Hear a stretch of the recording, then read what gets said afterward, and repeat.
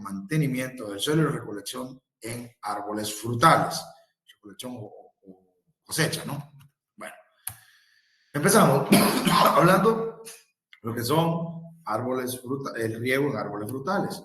Entonces, el objetivo principal pues, de cualquier sistema de riego para frutales es garantizar el crecimiento máximo, sobre todo en los primeros años de los árboles, o sea, en la etapa de juvenilidad de los árboles.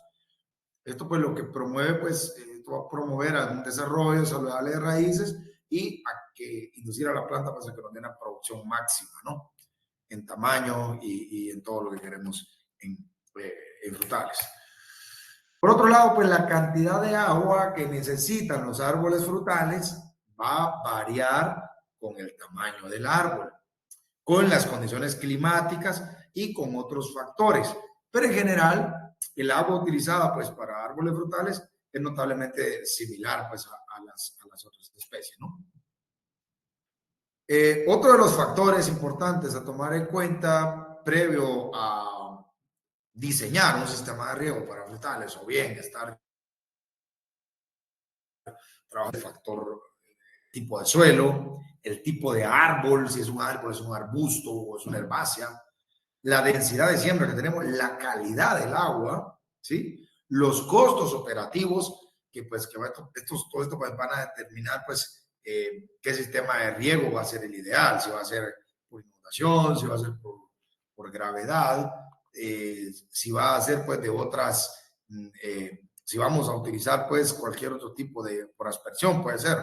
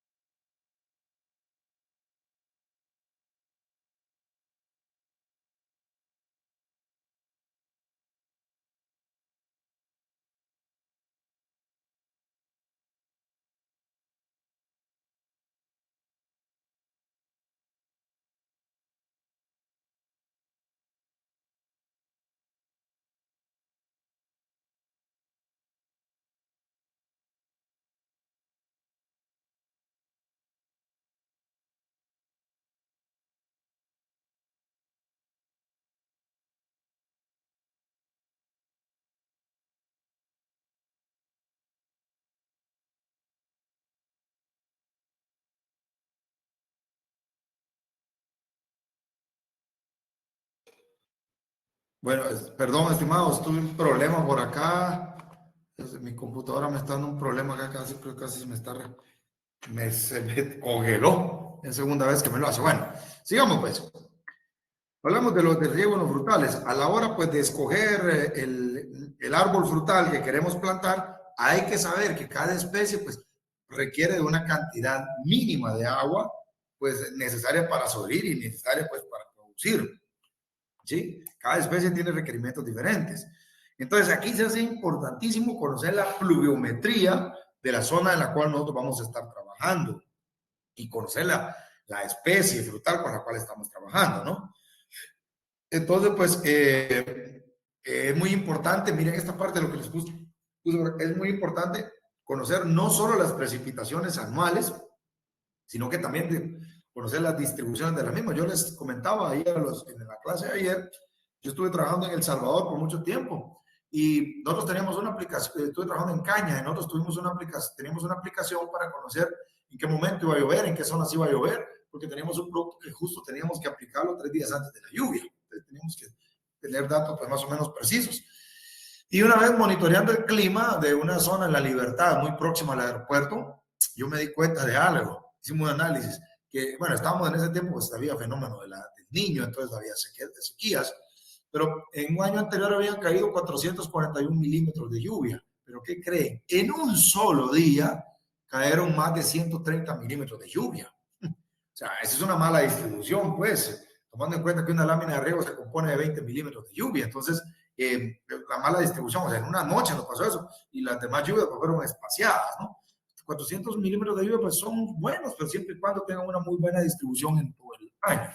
Ok, Acá nosotros, por ejemplo, les traigo un ejemplo para que vean cómo ha cambiado la parte de las precipitaciones en Guatemala. Por ejemplo, nosotros acá en Guatemala antes se sabía que, por ejemplo, en las, del 1800, de los 80 a los 2000, había alrededor de 2000, de 2.3 millones de hectáreas que estaban abajo de los 1500 milímetros de precipitación pluvial en el año. Pero mire qué pasó 20 años después, en el 2018, incrementó 1 millón de hectáreas, o sea, hubo un incremento de 1 millón de hectáreas en comparación con 20 años atrás. O sea, es tendencia que cada vez llueve menos en ciertas zonas, ¿no? Ahora pues estamos en fenómeno de la niña, eso no aplica, pues, pero si nos damos cuenta, por ejemplo, ahora las zonas que tenemos en Guatemala que están arriba de los 3000 milímetros de lluvia, solo son 900, no llegan ni a 1 millón de hectáreas, cuando que hace 20 años atrás, señores, esto era pues más o sea, más de 1.1 millones, ¿no? Lo que pues, ha cambiado, cómo cambian las precipitaciones. Tenemos que tomar en cuenta esto, pues nosotros al momento de estar diseñando un sistema de riego. También pues tengamos en cuenta que en el caso de los árboles no podemos, tenemos que tomar en cuenta si estamos trabajando con un árbol que es hoja caducifolio o con un frutal que es un perennifolio. Y eso pues tenemos que tomarlo en cuenta previo a diseñar nosotros nuestro sistema de riego. Porque, o sea, va a haber una demanda mucho más de agua, un árbol perennifolio que no tiene una parada vegetativa versus una especie que tiene una parada vegetativa, ¿no? O sea, su nivel de agua, pues su nivel de demanda hídrica decrece, pero en el caso del perennifolio, cuando son árboles perennifolios, pues la demanda hídrica va a ser exactamente la misma. Otro factor que se tiene que tomar en cuenta. En otros casos, pues, en el caso pues, de falta de agua, en lo que tenemos en el periodo de sequía, si nosotros sabemos que vamos a tener problemas de sequía o problemas de abastecimiento de agua, pues tenemos que buscar variedades que demanden menos recurso hídrico, ¿no? Bueno, otros factores pues, que hacen que el frutal requiera de más agua es el calibre del fruto que va a producir. Y otro es el vigor del árbol, que el vigor pues, de este árbol, ¿no? Que va a tener. Y la producción, o sea, la cantidad de tonelaje o algo que se va a necesitar pues, que queramos producir. Eso, entre más volumen de fruta, pues, digamos, lógicamente vamos a querer muchísimo más agua, ¿no? Ok, dice que por otro lado, en condiciones de escasez de agua, pues estará optando a variedades que sean menos vigorosas y que no sean especialmente productivas y que el calibre de fruto pues, sea pequeño. ¿Por qué? Porque si no tenemos recurso hídrico, mejor busquemos variedades que se adapten muy bien a la parte de sequía. Por otro lado, algo que nos puede ayudar muy bien previo a diseñar el sistema de riego en frutales es el mismo patrón, el patrón que vamos a escoger para nuestros árboles. Entonces dice que el patrón, pues, patrones, por ejemplo, con sistemas radiculares que sean más o menos potentes y que inducen a distintas características de la variedad injertada. Los mismos patrones inducen a características como, por ejemplo, la rusticidad, la precocidad, el vigor, inclusive la resistencia a enfermedades, ¿no? Entonces, esto pues nos va a ayudar también nos puede ayudar también a hacerle frente o a que el frutal que vamos a tener tenga una mayor o una menor demanda hídrica. Bueno, les voy a dejar esta tabla acá como referencia. De acuerdo a las necesidades de agua que tienen los diferentes frutales. Esto puede estar expresada en milímetros anuales. Recordemos pues que 1 milímetro de agua equivale a 1 litro por metro cuadrado. ¿Ok? Por ejemplo, si nosotros estamos trabajando, hablemos acá, por ejemplo, hablemos por acá, por ejemplo, con un melocotón. En el caso de un melocotón, nosotros acá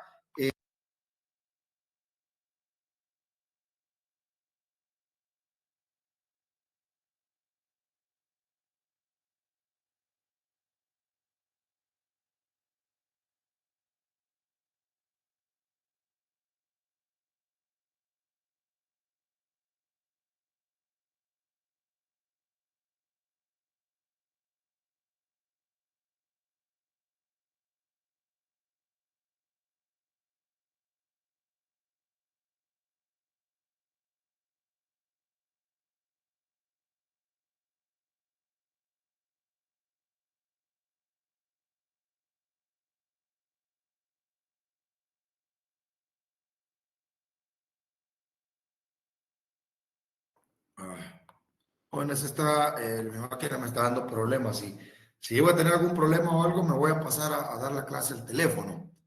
Previo a resetear, mi máquina me está pidiendo que la resete, pero igual voy a ver cómo logro. Si no logro solventar esto, voy a ver cómo logro hacer el cambio para el teléfono sin que me corte la llamada. ¿Les parece? Bueno, sigamos hablando entonces de la demanda hídrica que tienen los ciertos diferentes tipos de cultivos. Si estamos trabajando, por ejemplo, con un higo, por ejemplo, el higo demanda de 400 a 600 milímetros de lluvia en el año.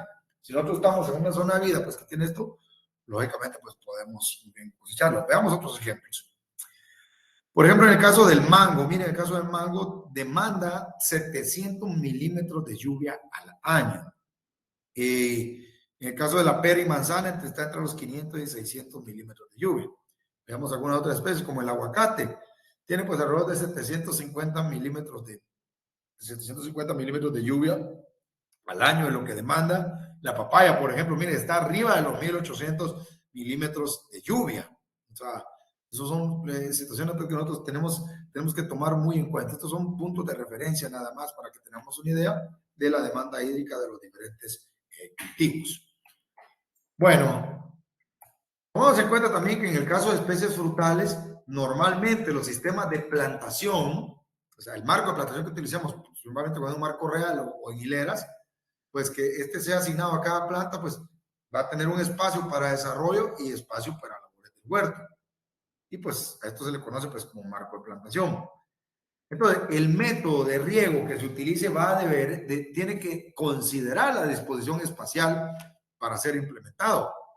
O sea, si no vamos a querer, por ejemplo, si tenemos un método de riego al trebolío, no vamos a querer tener por inundación, va a ser muy difícil, ¿no? En resumen, entonces, señores, la selección del método de riego para el huerto o para el frutal, pues se va a basar en criterios que tengan relación con el cultivo. O sea, qué tipo de cultivo, qué tipo de árbol, en relación con el suelo, en relación con la topografía del suelo, con la economía, con el clima, con la disponibilidad de mano de obra y así pues como algunas otras factores más, pero básicamente el riego va ligado a eso, al tipo de suelo, al cultivo, a la topografía, a la economía, al clima, a la disponibilidad de mano de obra. Y pues los principales tipos de riegos utilizados en frutales, pues el mecanizado o por aspersión, el riego por gravedad o inundación y el riego localizado o por goteo, como comúnmente le llamamos. Veamos qué factores y cómo juegan, qué papel juegan cada uno de estos factores en los riegos. Por ejemplo, en el caso de la topografía, pues aquí pues va a haber una restricción de la pendiente en la que va a mandar esto, ¿no? Entonces, siendo pues recomendable el uso de riegos por superficie a aquellas situaciones cuando tenemos, o sea, si nosotros queremos implementar un riego por inundación, señores, la topografía tiene que estar directamente plana. Si tenemos terrenos levemente ondulados, o sea, va a ser casi que imposible que nosotros llevemos ahí con un riego, pues, por inundación, ¿no? Entonces, pues, aquí, pues, cuando son topografías irregulares, el riego a precisión o riego por goteo es lo que va a posibilitar más el riego, ¿no? Entonces, la topografía, primer factor. Segundo factor a considerar, el tipo de suelo que nosotros tengamos.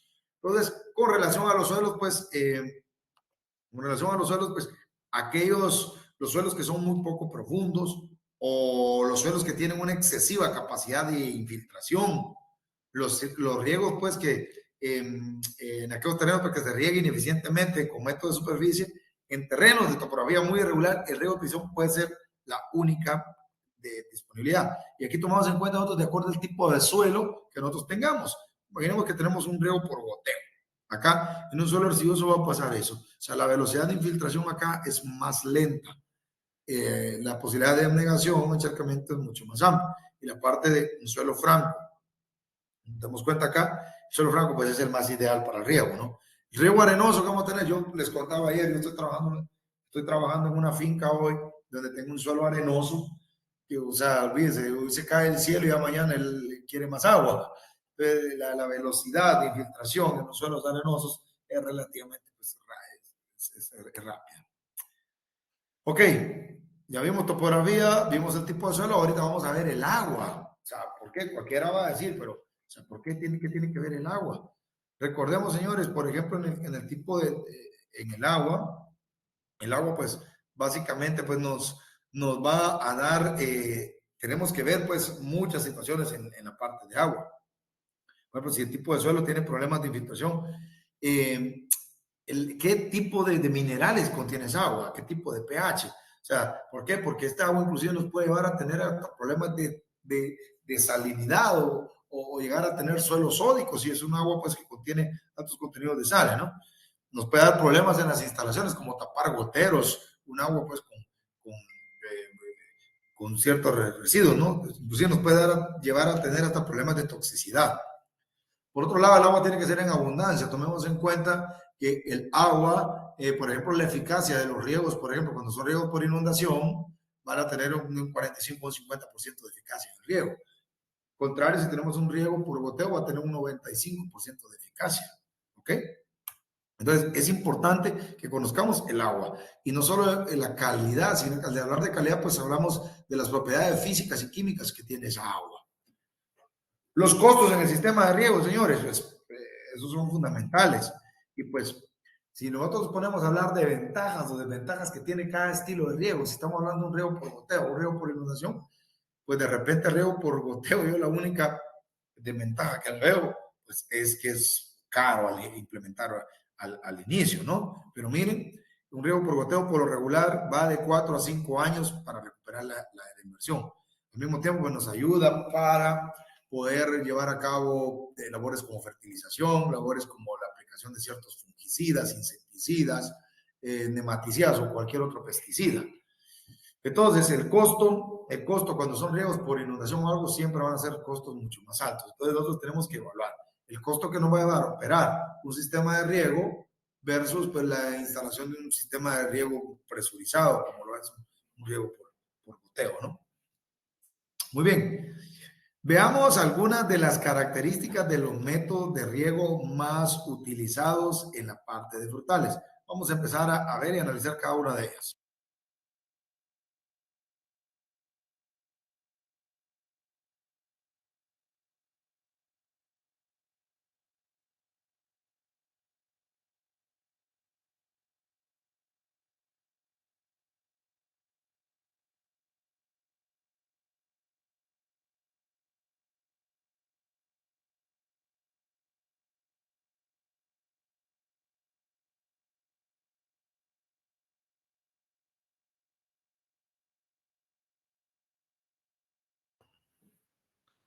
Señores, disculpen, nuevamente me da problemas. Si me da otro problema, voy a terminar de dar la clase por el teléfono, ¿les parece?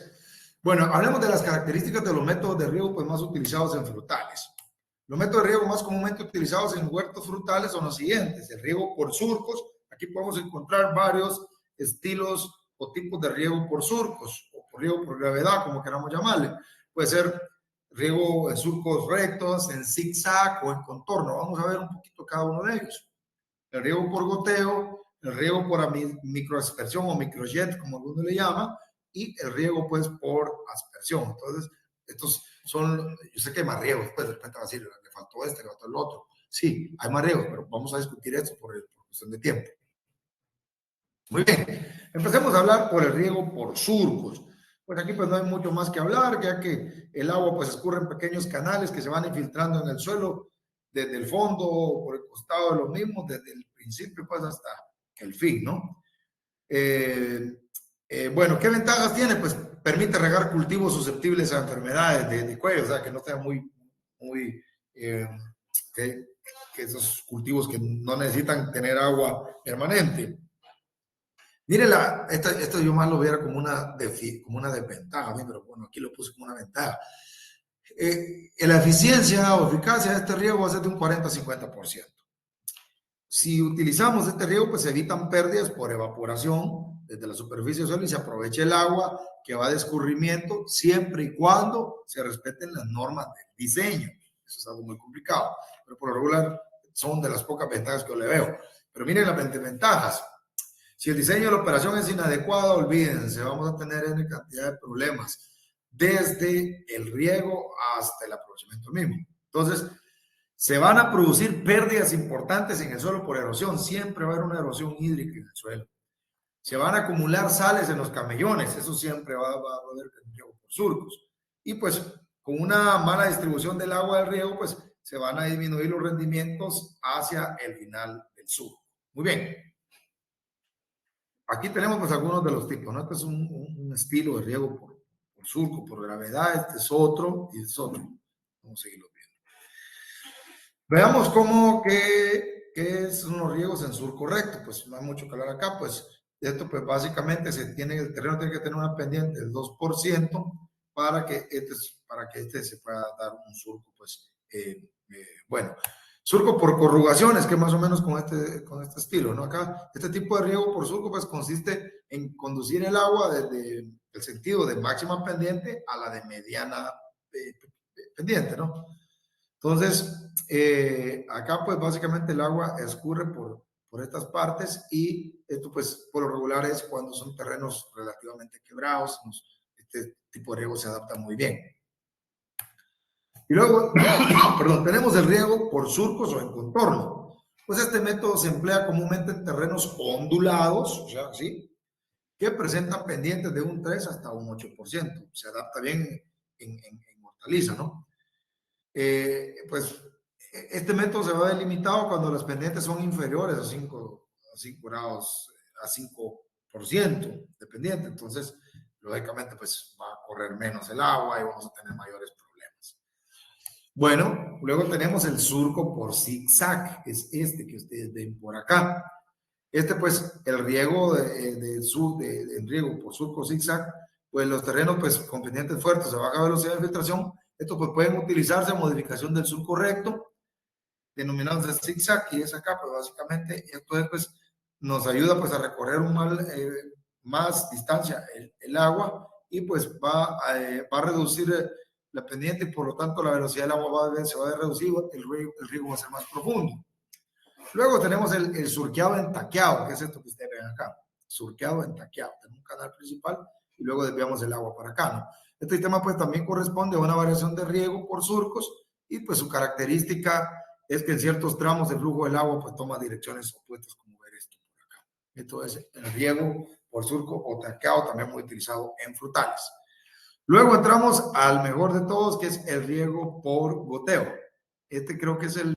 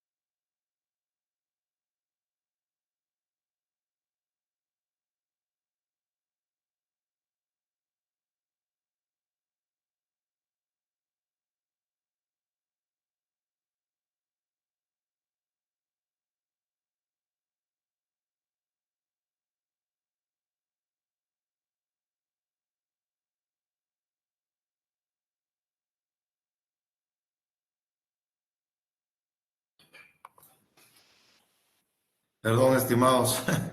Bueno, voy a tratar la manera ya me di cuenta, ya es bien complicado pasar esto al teléfono. Tendría que salir y volver a entrar. Y bueno, voy a tratar la manera de terminar la clase de acá. Bueno, hablamos del riego por goteo. Pues es que no hay mucho que hablar. Todos creo que conocen el riego por goteo. Pues consiste en una distribución del agua en el terreno, pues a través de redes, tuberías con goteros o emisores que entran pues en pequeños volúmenes de agua que van a baja presión. ¿Qué ventajas tiene? La primera ventaja es que este riego va a tener un 90-95% de uniformidad. Pues con este sistema se puede regar frecuentemente con pequeñas cantidades. Otro ventaja es que el régimen de aplicación, o sea, los intervalos entre riegos y la cantidad de agua, se puede ajustar de acuerdo a la necesidad del cultivo. Es posible también, pues, aprovechar el agua a las 24 horas del día. Si queremos regar de noche, que también se puede hacer, pues, cosa que no se puede hacer en un riego por inundación. No se producen pérdidas de agua. Otra ventaja es que se aplica el agua que solo la raíz, o sea, el bulbo de absorción del cultivo es capaz de absorber. No es como el riego por inundación que, o sea, se aplica en cantidad de agua, ¿no? Por otro lado, otra ventaja es que permite suministrar a través de este riego fertilizantes o pesticidas, ¿sí? Ok, ¿de qué desventajas tiene? Pues su alto costo de inversión inicial. Este sistema, pues, otra vez que requiere pues de un especial cuidado en el filtraje del agua, porque si no, pues nos va a tapar goteros y nos va a empezar a dar problemas, va a ser, el riego puede llegar a ser pues menos eficiente, ¿no? Acá les dejo también este esquema de un sistema por goteo, de la parte que está pues conformada de los tanques para las mezclas, de pesticidas, o sea, principalmente de fertilizantes, sistema de filtrado, las tuberías, las mangueras y las llaves de paso. Muy bien. Eso es en cuanto a la parte de riegos. Ok, hablemos entonces ahora sobre la parte de la recolección de frutas, que la universidad está pidiendo, no sé, no tiene relación una cosa con otra, pero lo está pidiendo y lo vamos a tocar.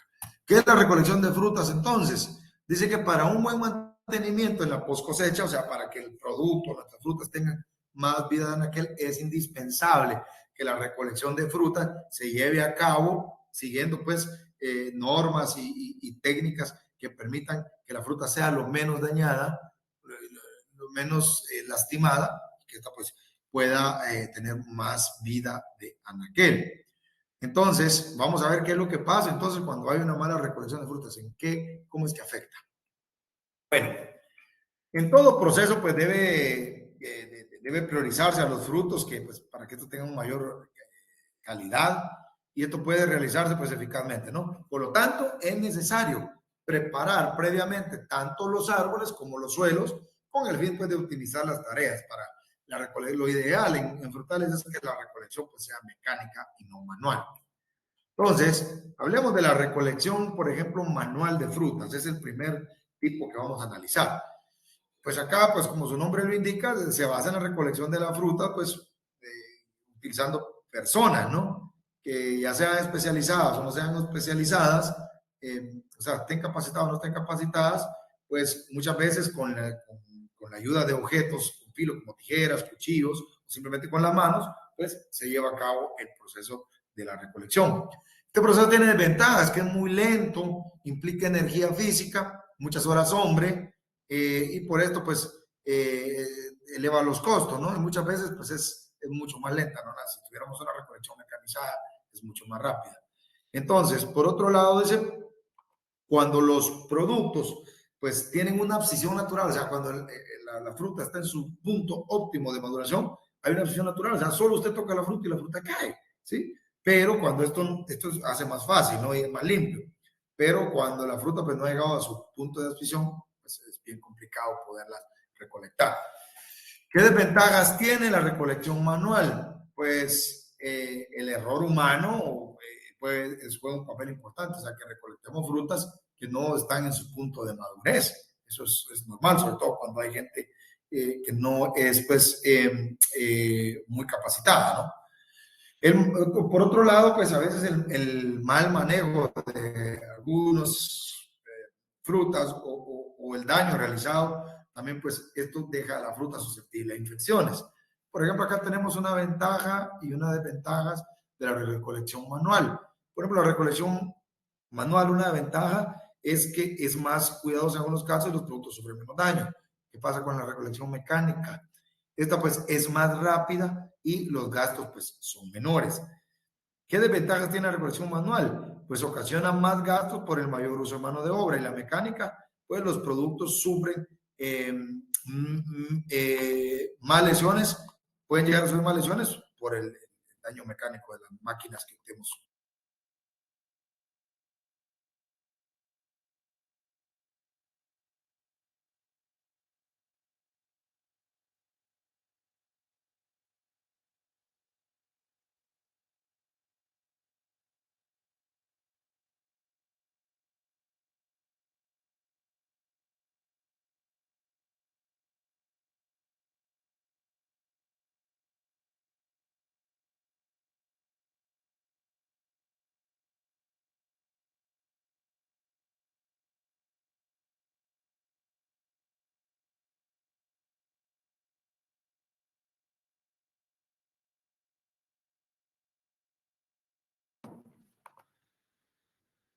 Bueno, disculpen mi computadora ustedes, pero bueno. Bueno, veamos lo que pasa con la cosecha mecanizada en la fruta. Ya vimos la cosecha manual. Pues en la cosecha mecanizada, pues esta pues puede ser, dice, a través del uso de máquina, ya sea completamente automatizada, o la maquinaria que puede ser asistida con personas, aparatos o herramientas. ¿Ok? El principal problema que tiene la cosecha mecanizada de frutas, aquí en Guatemala pues es muy poco, pero sí hay varios frutas, varias industrias de la fruta donde se usa la cosecha mecanizada. Pues el principal problema que tienen los productores es que el valor de las herramientas es exageradamente alto, el costo. Sin embargo, pues esta cosa muchas veces ayuda a ser más eficiente, a ahorrar en la cosecha. Sobre todo hoy está muy de moda, ¿verdad? Que la gente migra y no encontramos personas para la cosecha. Esto nos va a ayudar a que no haya, pues, que, que, aunque no haya personas, pero nosotros podemos operar y podemos llevar a cabo la cosecha. Ok, la cosecha mecánica también, pues, tiene sus problemas y dificultades. Lo que más recarga, pues, es la cosecha, es el proceso más delicado para conseguir los productos. Bueno, por lo cual, pues, por ejemplo, hay algunas frutas que no, por más que queramos, hasta el momento no hay tecnología para poderlas recolectar de manera mecánica, tiene que ser de manera manual siempre. ¿Ok? Por otro lado, a veces las máquinas, especialmente las recolectoras, normalmente no pueden funcionar en terrenos disparejos. Esta es otra situación. En topografías de algunos otros países sí se puede, pero aquí en Guatemala toda esta topografía es ondulada, es quebrada. Entonces, estas máquinas tienen problemas para poder operar en terrenos pues, relativamente quebrados, ¿no? Bueno. Ok, esto es entonces, tenemos dos tipos de cosecha, mecanizada y la cosecha pues propiamente manual. También me pidió que discutiéramos el tema de lo que es conservación de frutas. Son tres temas los que tenemos que cubrir hoy: riego, conservación de frutas y la parte de cosecha. Ok, veamos entonces algunos métodos que existen para la preservación de las frutas o conservación. Pues el propósito de la conservación de los alimentos es preservar los alimentos y evitar el desarrollo de microorganismos que puedan acelerar la descomposición de las frutas. Microorganismos como bacterias, levaduras, mohos, etc. Entonces, para evitar que el alimento se deteriore durante su almacenamiento, las técnicas que se practican hoy en la preservación de los alimentos tienen diferentes grados de complicación, grados de tecnología. Por lo tanto, hay desde técnicas muy antiguas hasta métodos de fermentación y secado solar, hasta la irradiación y la deshidratación por congelación, que es uno de los métodos más modernos. Entonces, la preservación de los alimentos o de las frutas, esta pues puede definirse como el conjunto de tratamientos que prolonga la vida útil de aquellas frutas, manteniendo el mayor grado posible sus atributos como calidad, color, textura, sabor y especialmente el valor nutritivo. Eso es lo que buscan los métodos de conservación de frutas, mantener todas estas propiedades lo más exactos posibles a lo que nosotros pues las pudimos extraer del árbol. Entonces, para esto, pues antes de hablar de la parte de cosecha, de preservación, tendríamos que conocer un poco las características fisiológicas de las frutas. Entonces, las frutas, por ejemplo, están vivas aún después de cosechadas. La fruta cosechada va a continuar respirando, va a continuar madurando, en algunos casos, e iniciando los procesos de senescencia. El producto cosechado está constantemente expuesto a la pérdida de agua debido a la transpiración y otros fenómenos fisiológicos que pasan en las frutas. O sea, la fruta sigue viva, sigue respirando, sigue sus procesos metabólicos, sobre todo cuando son frutas climatéricas con las que estamos trabajando. ¿Y qué es el proceso de respiración en las frutas? Pues mediante la respiración la fruta obtiene la energía necesaria para desarrollar una serie de procesos biológicos. El proceso respiratorio de la fruta pues va a ocurrir a expensas de sustancias de reservas que tiene la fruta. Sustancias de reservas como azúcares, almidones, los cuales pues son oxidadas con el consumo de oxígeno, ¿sí? Entonces la respiración va a generar calor, que pues este calor al ser liberado al medio pues va a rodear la fruta y esta pues puede afectar mucho el producto cosechado. Entonces, el primer método que vamos a ver es el método de secación. Aquí pues las pérdidas de agua son parciales en condiciones ambientales naturales, o bien con un fuerte calor suave y con una corriente de aire se lleva a desecar las frutas. Entonces, ¿qué ventaja tiene la desecación de fruta? Pues que conserva gran porcentaje, sabor, consistencia y aspecto durante largo tiempo. ¿Qué desventaja tiene? Pues que la producción de reacciones a productos, a cambios químicos indeseables en las frutas, es una de las limitantes. Veamos otra técnica, que es la técnica de esterilización. Y aquí pues las frutas son sometidas a tratamientos técnicos, o sea, tratamientos de altas temperaturas de entre 100 y 120 grados centígrados a tiempos de 15 a 20 minutos. ¿Qué ventaja tiene el envasado de esterilización de frutas? Pues aquí va a disminuir la población de microorganismos en las actividades enzimáticas y microbianas a una determinada temperatura. Si llevamos a esa temperatura la fruta, pues todos los microorganismos pues, van a disminuir sus actividades. ¿Qué desventaja tiene? Pues que hay una pérdida elevada de vitamina C en el caso de las frutas. Otro método es el método de refrigeración, aquí no hay mucho que hablar, ya todos lo conocemos, pues donde las frutas son sometidas a tratamientos térmicos por baja temperatura, que va desde los 2 a 5 grados en la fase industrial y de 5 a 8 grados en la parte casera, o una refri. Y pues esto pues se aplica a frutas y hortalizas. ¿Qué ventaja tiene? Pues que protege contra el desarrollo de patógenos. Estos no crecen ni mesófilos ni termófilos. Conserva las propiedades nutritivas y disminuye la velocidad de respiración de las frutas. Una desventaja que tiene es que conserva el alimento solo a corto plazo. Y otra desventaja es que inhibe durante algunos días el crecimiento microbiano. Después el crecimiento microbiano se va a manifestar. ¿Ok? Otra técnica que está es la técnica de congelación de las frutas. ¿Y aquí qué pasa? Pues aquí se a los 18 grados durante un tiempo reducido y consiste pues, en convertir el agua de los alimentos en hielo con gran rigidez y almacenarlos pues, a temperaturas relativamente bajas.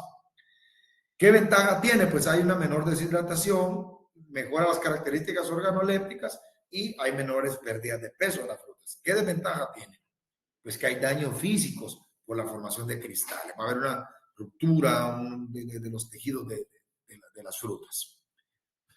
Muy bien, veamos algunas otras innovaciones rápidas acá que hay en la preservación de hortalizas y frutas. Una pues es la reducción de la actividad de agua, el uso de radiaciones ionizadas o la famosa irradiación, que también pues esta elimina cualquier patógeno que haya y pues va a permitir la preservación de las frutas. Otras son las mismas atmósferas controladas y atmósferas modificadas, que son de las tecnologías más modernas que hay pues para la parte de preservación de frutas y verduras. Ok, por último quiero tocar la parte de lo que es el etileno. El etileno pues es una de las 5 principales hormonas: auxina, gibberelina, citoquininas, etileno y ácido pues el etileno entonces es el ácido abscísico es la otra. El etileno pues es la sustancia natural, la hormona que es producida por las frutas. A niveles bajos, menores a una parte por millón, el etileno es fisiológicamente activo y va a ejercer una gran influencia sobre los procesos de maduración y senescencia de las frutas. Entonces, la formación de la zona de desprendimiento de la fruta, o sea, la parte de abscisión, también es regulada por esta sustancia. Entonces, el etileno, por eso nosotros cuando queremos retardar o adelantar una cosecha, pues hacemos aplicaciones de etileno y vamos a lograr esto, ¿no? Algunos tratamientos, por ejemplo, vamos a ver rápido algunos tratamientos post cosecha. Aquí tenemos tratamientos químicos, que los tratamientos químicos son con fungicidas que nos ayudan a retardar el crecimiento de microorganismos, por lo tanto, nos van a dar más vida útil en aquel. Y algunos tratamientos físicos, como por ejemplo la refrigeración, el aire acondicionado, las bajas presiones, las radiaciones, son los métodos. O sea, tenemos 2 métodos para tratamiento post cosecha: método químico y método físico. Bueno. Muchísimas gracias, hemos llegado al final. Pude llegar puntual pese a los problemas que tuve. Les agradezco muchísimo. Les deseo una feliz tarde. Quedo a sus órdenes por cualquier duda o comentario que tengan. Saludos.